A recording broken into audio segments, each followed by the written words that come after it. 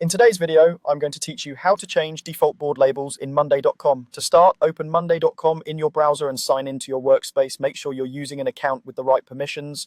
The settings we're about to use are typically available to admins, so if you don't see the options I mention, you may need to ask an admin to make these changes for your account.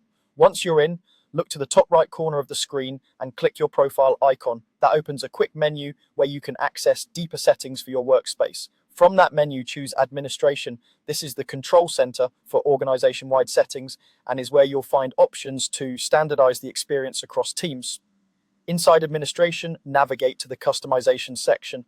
This area governs how your workspace looks and behaves, including defaults for boards, labels, and other interface elements. Customization is especially useful if you want everyone to work with consistent naming conventions and avoid confusion across projects. Next, select the Boards category. This focuses the page on how boards are configured by default, including the labels that appear when users create columns that rely on predefined options like status or priority.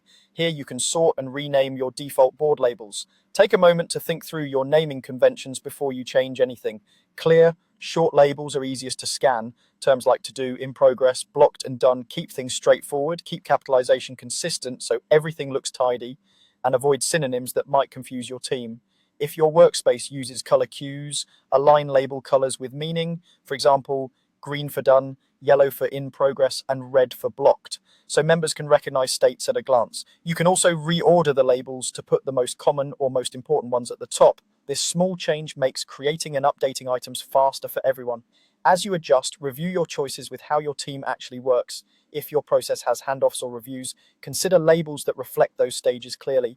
When you're finished, confirm or save your changes if prompted. These defaults influence how labels appear going forward when members create new boards or relevant columns. Existing boards may keep their current labels, so it's a good idea to communicate the new standard to your team and update keyboards manually if needed. And that's it. You've aligned your workspace with consistent, easy to understand labels that help teams move faster and reduce miscommunication. Thanks for watching and happy organizing.